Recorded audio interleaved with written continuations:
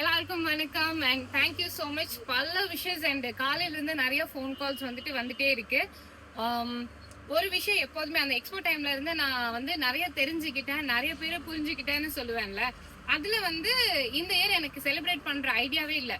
வேண்டாம், எதுவுமே வேண்டாம், நம்ம பாட்டுல ஒரு ஓரமா தனிமையா இருக்கலாம் அப்படின்னு சொல்லிட்டு வந்ததுதான். நமக்கு பிடிச்சவங்க நம்ம பக்கத்துல இருந்தாலும் தூரமா இருந்தாலும் வேணும் அப்படின்னு நினைச்சா அவங்க வருவாங்க இருக்குல்ல. ஸோ அந்த மாதிரி நைட்டு 10 மணிக்கு நாங்கள் நேற்று ஈவினிங் வந்துட்டோம். டால்ஃபின் ரெசார்ட் வந்துட்டோம். உங்க எல்லாத்துக்கும் தெரியும், எந்த நல்ல முடிவு எடுக்கிறதா இருந்தாலும் குடும்பத்துல எந்த சந்தேகம் இல்லை, நாங்க கொஞ்சம் மன நிம்மதியா இருக்கணும் அப்படின்னா நாங்க வர இடம் டால்ஃபின் ரெசார்ட் தான். நாங்க இங்க வந்துட்டோம். நைட்டு 10 மணிக்கு ஒரு பர்சன், ஒரு செலிபிரிட்டி என்ன பாக்குறதுக்காக வந்தாங்க. வாங்க சார், வாங்க.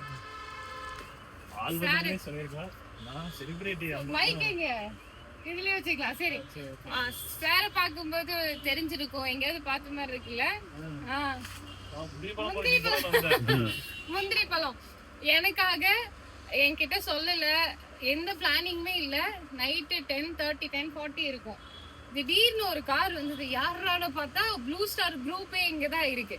நான் ஜஸ்ட் அங்க ஒர்க் பண்ண போற ஒரு பொண்ணு, அவ்வளவுதான். பட் எனக்காக அங்கிருந்து இவ்வளவு தூரம் அண்ணா தேங்க்யூ சோ மச். தேங்க்யூ. அண்ணா சொன்னாரு, இந்த மாதிரி நீங்க வாங்க, அவங்க சர்ப்ரைஸ் கொடுக்கலாம். நான் அவங்க சர்ப்ரைஸ் இல்லாம மாட்டாங்க, ஷாக்கு தாங்க ஆவாங்க. இங்க வந்துட்டியாரா நீ அப்படின்னு சொல்லி கேட்பாங்க அப்படின்னு சொன்னேன். இல்ல, அது அவர் அங்க ஒர்க் முடிச்சுட்டு நேத்து பார்சல் எல்லாம் இருந்தது அனுப்பிச்சு விட்டுட்டு அதுக்கப்புறமா கிளம்பி எல்லாருமே வந்திருக்காங்க. எல்லாரும் ஒவ்வொரு இடத்துல ஆக்குபை ஆகி விளையாடிட்டு இருக்காங்க. பட் வந்த உடனே நைட்டு ஒரு கேக் கட் பண்ணோம். அதுக்கப்புறமா இப்பதான் சாப்பிட்றதுக்கு போறோம். ஆனா எனக்கு ரொம்ப ஹாப்பி, உண்மையிலேயே நான் எக்ஸ்பெக்ட் பண்ணல. ரொம்ப happy. Thank you. Happy birthday. Thank you.